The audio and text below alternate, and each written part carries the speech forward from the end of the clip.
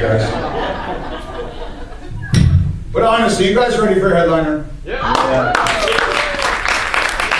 The whole reason I'm here tonight, the funniest comic, in my opinion, in the world. Big fan, give it up everyone for Tony Vicich.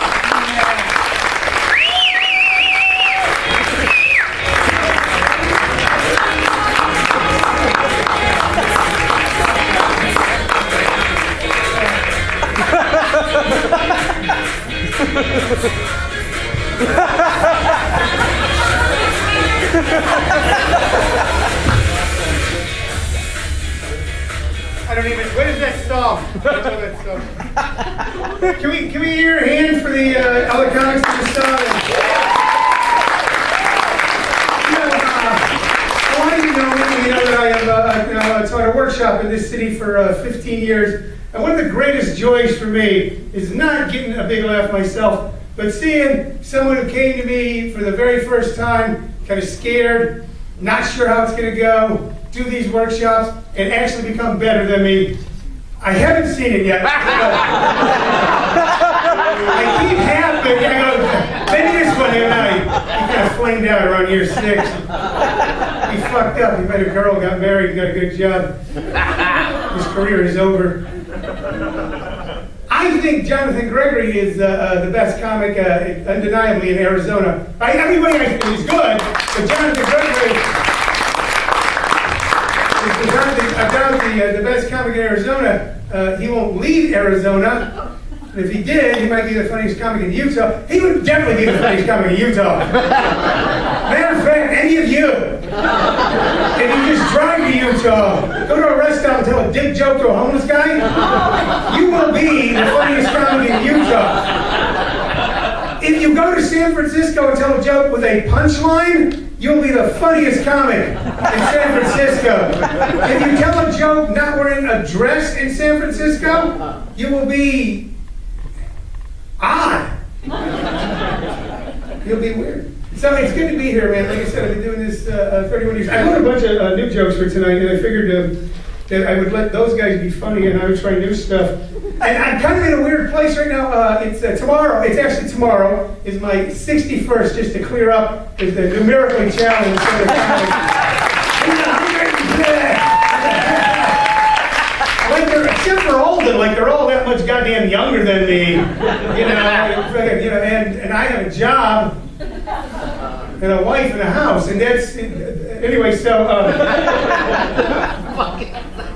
And a lot of people say that creatively I'm undisciplined. I got this weird thing that's happened to me. I've been doing this for I'm the only comic I know, there's only a couple, who started my career after I stopped drinking. Usually comics start out and they're like really high and on dope and doing questionable shit in the back, But I started after I stopped drinking and using, and so it's been a weird thing, with that I'm very disciplined. But for 30 years now, and I've been doing stand-up for 30 years, right before I go on stage, I go, I have no jokes, I don't know what I'm going to say. I totally blank for about 2 minutes. And as I've gotten older, it's actually going into the entire show. So, and I'm having like a weird experience right now, and I don't say this for pity, because you're comedy fans, so you have no pity. But like today, I had 15 shots. I was doing gay porn, and they were all on my back. So I go, watch what you respond to, and I want to give you what you want. No, I had 15. I like how the laughs are kind of. There's some people going, this is no. No, this is big, older comic by a lake in a city thing. They'll tell lovely jokes. No, I mean I don't do anything weird anymore. But I got like the soul of Gandhi and the mind of Manson. So it's a Bob Rocky's giving me the light already. How you do your act? We'll get out here in about a minute. So I went to the doctor not too long ago because I found that I was having problems sitting down, standing up, walking, and lying down. Otherwise than that, I was feeling pretty good. if I tried to move or stand still for a long period of time, I was in excruciating pain. Not existential pain and not like some sort of emotional angst. What is the meaning of life and shit? How come I'm not famous? And why doesn't that girl that love me? And all of a sudden it causes you pain when you're young that you think is pain. Nobody loves me. Oh, they don't see who I am. That's like fucking pain. Like someone had run up with like a bunch of buzzsaws and went, let's test out how sharp they are on this short old man's body. Let's just ram him with sharp objects for about 3 days. That kind of pain where you go, Jesus Christ, if I could go back in time and stand next to myself, and every time I whined about not getting good fucking tickets to see Led Zeppelin and have to sit in the crow's nest, I'd punch myself in the nuts and go, shut up and enjoy the stolen blues music. Like real, like where you finally, you look at your wife and you go, there's something wrong. She goes, I know, but I still married you because I think we can work it out. I go, no, not that kind of wrong. Like wrong. Like right now, instead of saying hi, I feel like saying, ah! And she goes, okay, maybe you should go to a doctor. I go, but I can't move from where I am. And doctor, where's Marcus Welby? Now I know why doctors made house calls. Because in the old days, hardly anybody lived past 50, but if you lived past 50, you couldn't fucking move. And since most of the money is made in old people, that you can't help them, it's just old people shit. You can't be fixed, but all you can do is, sit by the bed and hold her hand and go, well, Ray, I remember it used to be, oh, hey, I know, Doc. And, and that's how they made their money, by going to see people they couldn't do shit for and sitting by them and go, well, we got some blood in them. And you died of consumption. That's what you died of in the old days. And you couldn't consume anything because you couldn't keep it down or it would come flying out or not fly out. But now they won't come to your house. So eventually I got moving and I went to the doctor and first they did an x-ray. And they said, well, we don't see anything. And I go, well, did you put on the fucking cool glasses? You got to go back to house. And I still had a pair from an early Spider-Man. So I put it on. They went on. They said, well, you have a narrowing disc. And I go, okay, that's not bad. That doesn't sound bad. A narrowing disc. That doesn't sound like anything scary. It sounds like you could just de-narrow it, Or Robert De Niro. Hey, what are you doing? Come in. I come to you, this is for you, don't go to de-narrow the disc, I don't know, Come with me, this bull can rage on the stage. Something, so you can have a method actor talk to my back and shit'll be straightened out. But it doesn't got any better. So then they said you need an MRI, and I said I haven't taken any of that since a Leon Russell concert in '76. That was in the end. So, which is how I think I fucked up my back, because I was in a balcony like hopping over other seats. Listen, when you listen to Leon Russell, and he's singing Leon Russell tunes, you go, yeah, motherfucker! You're really high. Because it's not, yeah, motherfucker music. Jane, she was my first love. Yeah, motherfucker!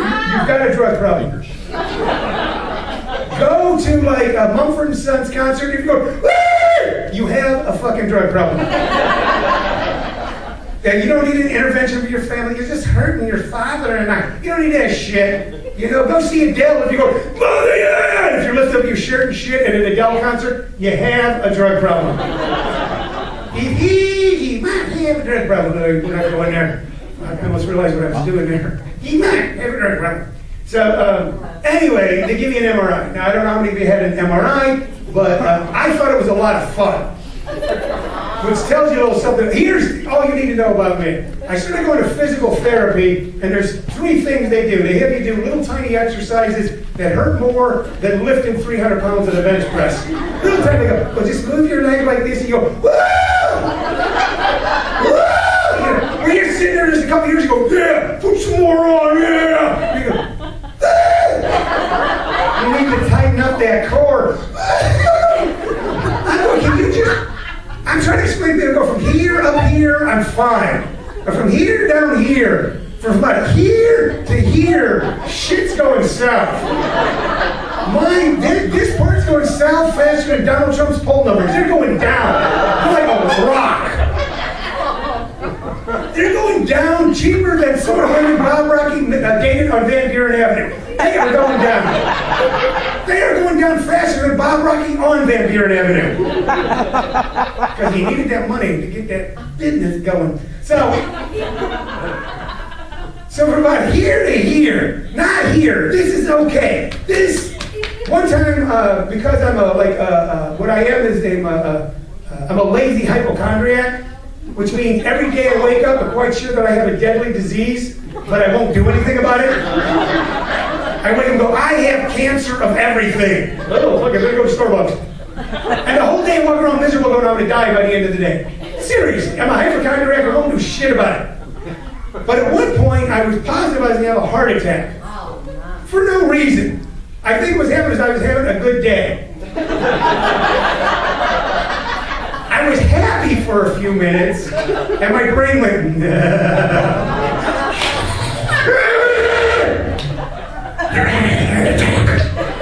I was, things were going well, and my brain would go, well, let's fuck that up.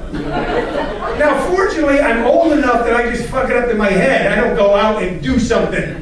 Like when I was younger, things would be going well, I go, well, let's ruin this.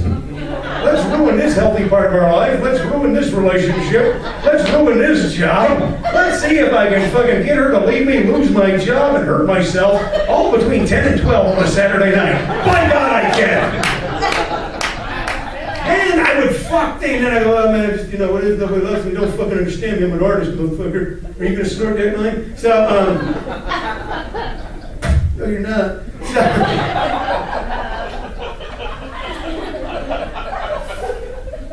I was an intravenous drug user who's now afraid of needles. I think that's progress. It'd be true, when I used to shoot fucking downers, I would close my eyes. So, anybody here was an intravenous drug user tonight? By a round of applause. How many people here ever used to rob their neighbors' houses to get money so they could shoot up fucking pharmaceutical grade? There we go, there we go.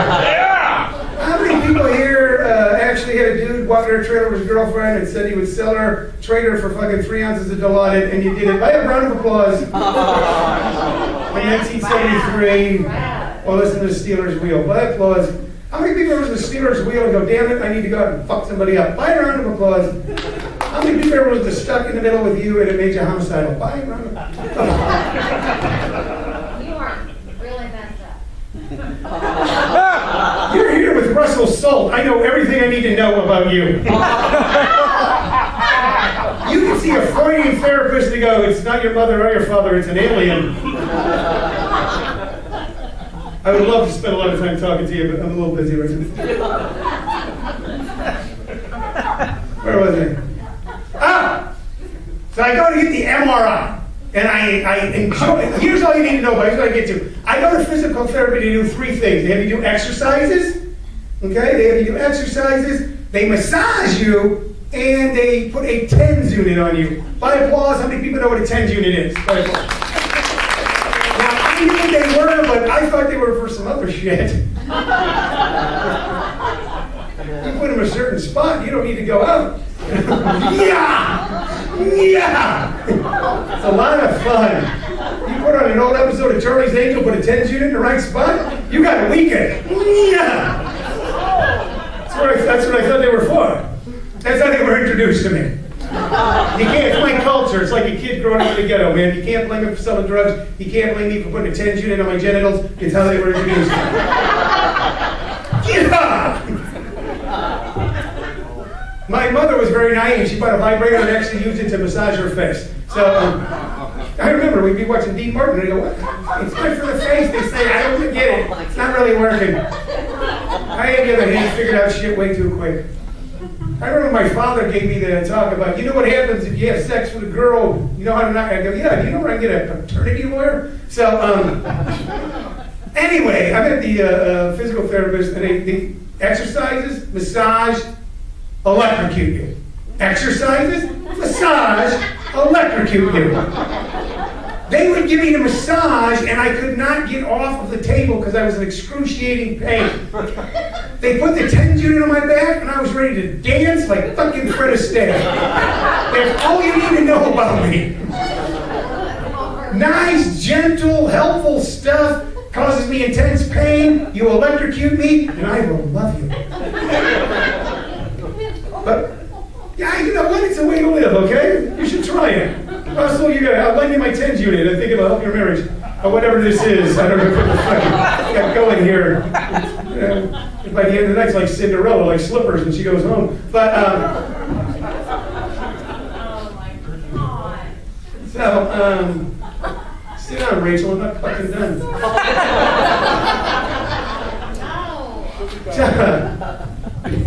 So then I go and get the MRI.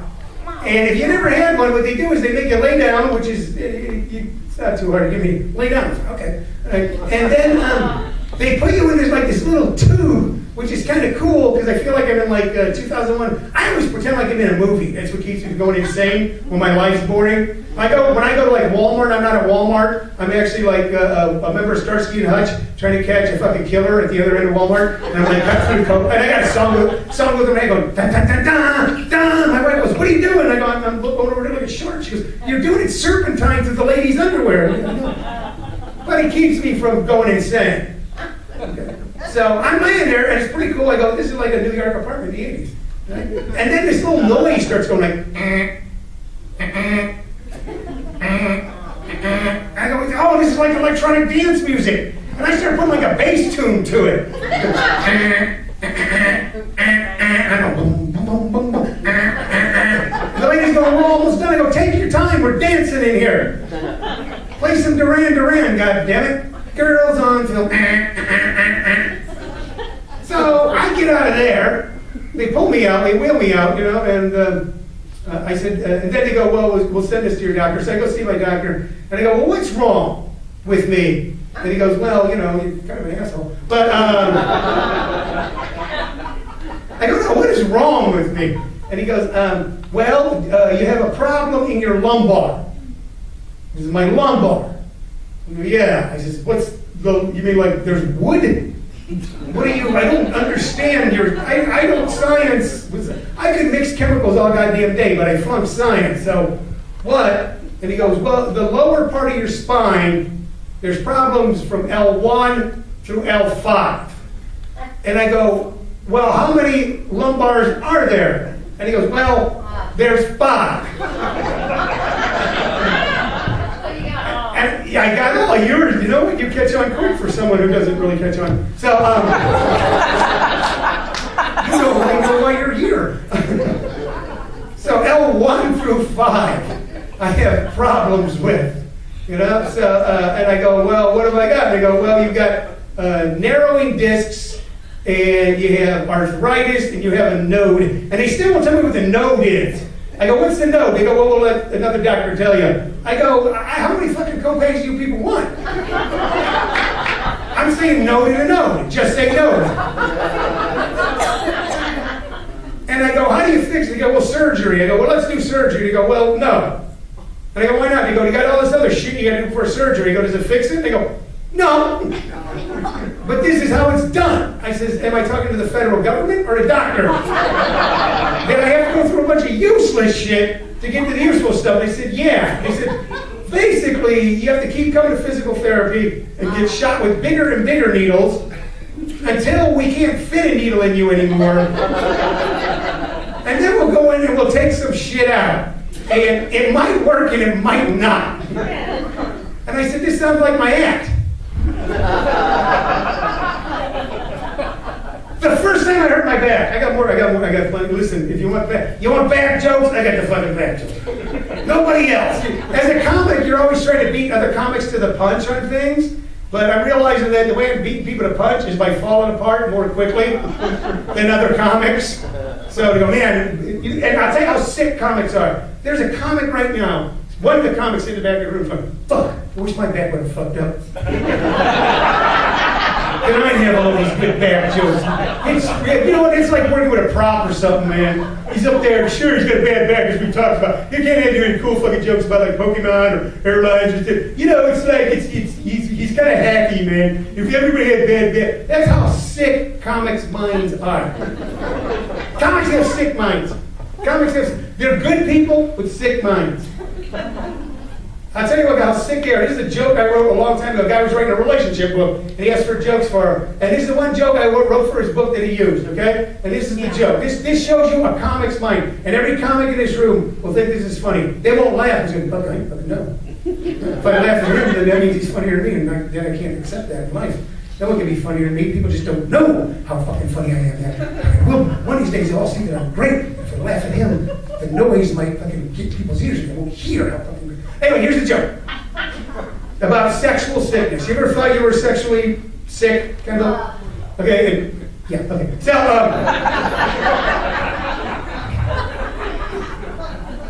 if you can tell I wrote this in the 80s.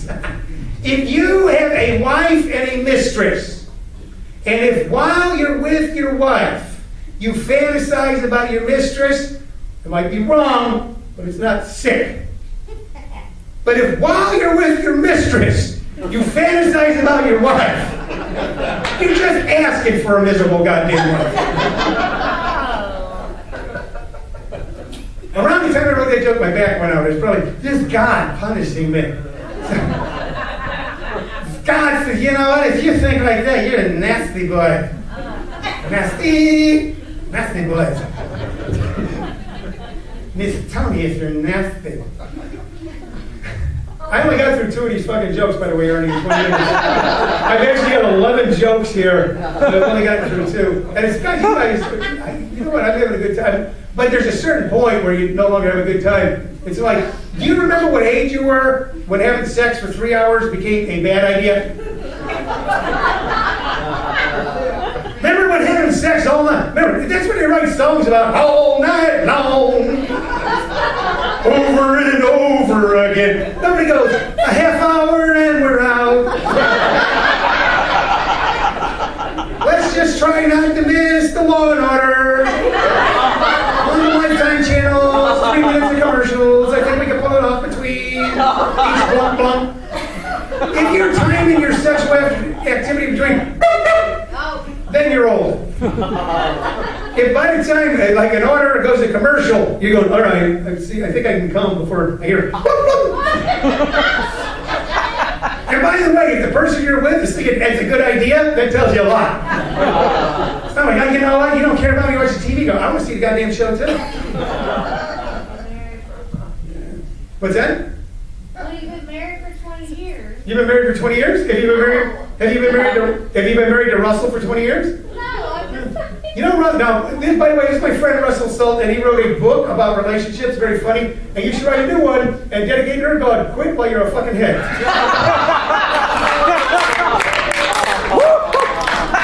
Discretion is the better part of valor.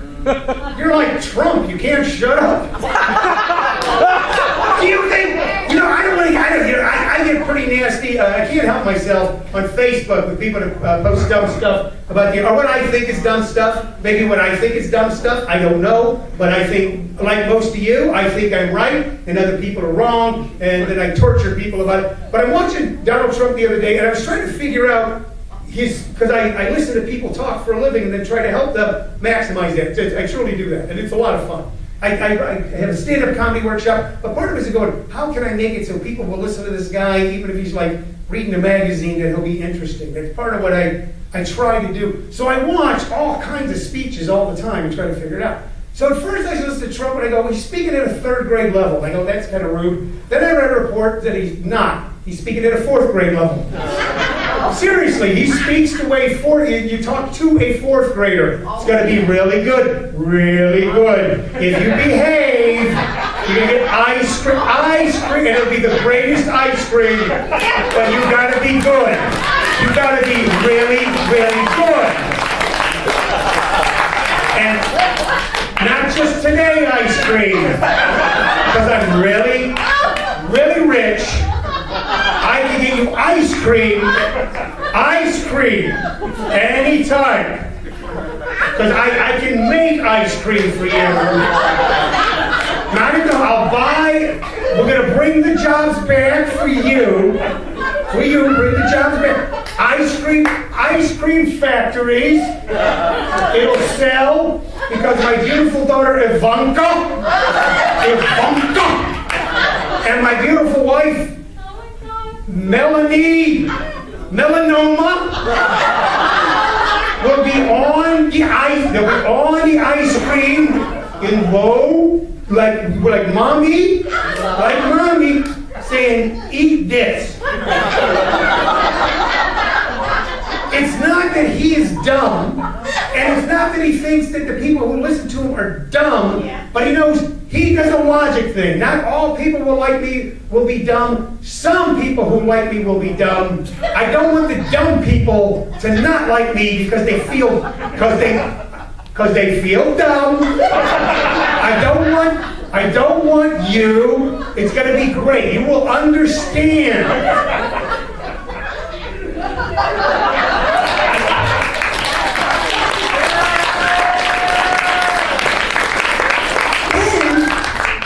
I thought it's worse than that. Now, I used to live in Hollywood, and I used to live on Hollywood Boulevard, and I used to use drugs. And I'm not putting out there was a phase of my life. I don't regret it. I wouldn't go back to it. I wouldn't trade one day. I'm sitting in my backyard right now, looking at birds and talking to people on the phone and planning to visit to see my daughter and having my wife and I's grandkids.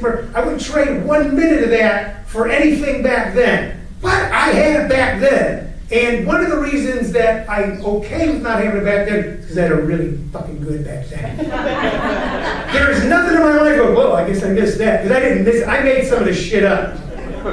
There was stuff that you saw in a magazine months later, go, do you believe people are doing this to enjoy themselves? I go, yeah, I can believe it, because we thought it up. Off of San Vicente Boulevard in West Hollywood one night when we were coked out of our goddamn minds. Anyway, never do weird shit with a writer. That's all I'm saying. It'll end up on TV. So I knew a lot of weird people. I knew a lot of the fucking raggy people. And I knew drug dealers, and I knew loan sharks, and I'm not talking about myself. And I knew prostitutes. I'm not talking about my brother. And I knew pimps. Okay? And it wasn't like I would call it, hey, let's go see what Ray the Pimp's doing. It'd be like you'd be at a party someplace getting high. You go, what do you do? Well, I'm a pimp. Okay, all right, great. Because you meet weird people if you take drugs long enough. Yeah, my friend Ritch Shydner has a great joke. Goes, if you do coke long enough, I go, so what do you do for a living? You kill people? Good, you kill people. What's that thing? So I started listening to Donald Trump, and I go, he sounds like a sugar pimp on Hollywood Boulevard, hanging out at the Hollywood bus station, trying to talk runaways into doing tricks. Look, just touch him a little. It'll be really good. You'll make so much money. Look, of course you'll have to have sex with strangers, but only the ones we love. Just the ones we love. And if some of them might be huge. But jobs will come back. Blow jobs, if you'll get blow jobs, they will come back. 2 versions of Donald Trump. Around that time, so I get sober like 85, and then one of my things when I was younger, I would do like insane stuff, and people go, "You gonna pay for that someday?" And I'd go, and I'd be doing like insane physical stuff, drinking stuff, drug stuff, weird stuff. One of those things going, I bet you I can jump from here to here, and if I don't, I won't feel it because I'm totally anesthetized anyway. And people go, "You're gonna pay for this someday?" And I go, and my line when I was in my 20s was, "Yeah, motherfucker. But today ain't that day." Today is that day. Not only have I lived long enough to be one of the people I used to make fun of, remember we used to drive through some little town and go, who the fuck would live out here? I'm one of the people. You know who lives in little towns? Convicts and murderers and drug dealers and rock stars and beautiful people who are now not any of those things. They go, I'll just move to the goddamn desert. But I have avoided drug use since March '85. And I went to a doctor one time and he's like, thank you very much. You think about it. And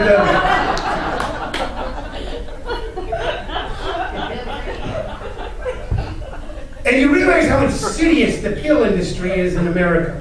It's so insidious. And I've known guys who had like a house and the wife and the cars and the kid, and they were working for a publishing company making $250,000 a year, and they were totally sober, and they've been sober for 10 years, and then they had a tooth removed, and the next thing you know, they were blowing people down in South Central LA for a hit of fucking cheap heroin. Oh my God. And then they would come crawling back, and I go, what happened? They go, well, I took some Vicodin because I had some pain. Next thing I know, I'm down in South Central LA sucking a gangbanger's dick for fucking $10. I know. So, not to the gangbanger. Life is perspective. To the gangbanger, he's going, you know, this drug stuff's not too bad. I get what I want. I don't have to force anyone. This person's happy. They're getting money. I'm happy. I can now drive down the street and listen to, you know, some classic War with Eric Burden. I'll be fine. But I've always avoided it. I would go through incredible pain. And I remember, and how they try to push him on you. Like in '91, I was jogging. I don't know if you ever jogging. And one of those things where both feet went up in the air, and I heard a click. I hadn't touched the ground. You understand? I was, you know, like you're running when you're young, and you're stretching out, you know, and you're thinking maybe the Olympics if you just really fucking try. When you're in that age where you go, I can't play football, but maybe I can kick a football, I'll go to an open tryout, you're still thinking that way. And I'm jogging in Los Angeles, and both legs are in the air. They're both, you know, just for a second, not even a full second. I'm up off the air, and I hear, click. And way before this joke stops, my left foot hit the ground, and then my entire body, like a cheap suit, like fucking something you buy off the rack for a Trump suit that was made in China, it was made in China, that is really nice. You go out in the rain and it falls apart, like his entire goddamn candidacy. Once we see his tax return, see he's not even a billionaire, it falls apart like that. And I went to the hospital and I go, I'm in pain, I would like some physical therapy. And I'm at cast dispersion, and when this other guy said, the doctor looks at me and goes, what kind of pills do you want? And I go, excuse me? He goes, what kind of pills do you want? I go, well, I'm a drug addict alcoholic, and I don't want to take any pills because I'm prone to addiction, and that usually if I get through a entire bottle of some sort of pain pill, I will then have an addiction issue. And whenever I do take a pain pill, actually my sponsor comes over to the house and makes sure he'll hold the bottle. And even though I control a lot of things in my life, I'm smart enough to know about that. He goes, oh, you're a drug addict. Yeah. What kind of pills do you want? I don't want any pills. I said, maybe some chiropractic stuff. He goes, no, we don't do that. Not approved. What kind of pills do you want? I don't want any goddamn pills. Injections? They were ready to shoot me with dope. I go, I want physical therapy. They go, oh, come back Monday. So I actually crawled out of there. I crawled and limped. I hopped. I did like a little bunny hop. So for years I've avoided it's all the back jokes. How much time have I done, Ernie? Like 31. Jesus Christ. I had so many fun things I wanted to talk about here. So, you know, I've gotten old. I'm going to be 61 tomorrow. You know, and I know, like all of us, thank you. I got a great wife. Shirley and I, we met in 2008. And it's so cute. We met on MySpace. And, yeah, it's like she hit me up on MySpace and goes, you want to get busy, motherfucker? No. No, she had moved up here from Tucson to run a business, and saw that I was a comic, you know, in one of the towns around here. I don't want to say the town right now because then I'm going to go into that show. And came up to see a show. We started talking, and we became friends first. You know? Who wants that? Friends first. We got to know each other as human beings before we ever kissed. That is disgusting. We found out we had so many common interests, and then just talking to her made me feel better inside than doing weird things with someone in 1982. And I go, that's stupid. And then we got married, and we got married here. Usually I make a joke about it, but we actually got married here outside. Arthur was at the wedding, some other people, and we had the reception here. And we both have talked about that we met each other at the right time in life. Both have grown kids, this sort of thing, you know. A lot of the negative sides of our personality we have worked through or can't do. You think, well, if I do that, she'll know because I'll be limping for 4 days. Why are you limping? I know what that limp means. Usually after we've spent like between a law and order, after that you limp. Why are you limping? Why are you limping, my darling young one? And I tell people, by the way, if you're, I'm married, if you're a younger woman, you should date older men. We'll never cheat on you. We can't. We take care of us once a month. The rest of the time we're doing yard work.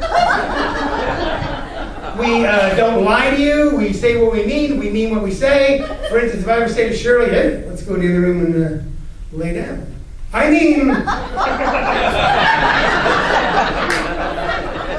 nappy nap. Also, the criteria changed for both of us. Both of us agreed, and this is from my point of view, when I told her about it, she laughed like, that instead of looking at her and goes, will this woman be good in bed? I went, is this the woman who will help me get out of bed? The day I'm going to go, ugh, will she be the one who will come over to the other side of the bed and put her hand out and lift me out of the bed? Because that's what I need in life. She is that woman. I love her very much.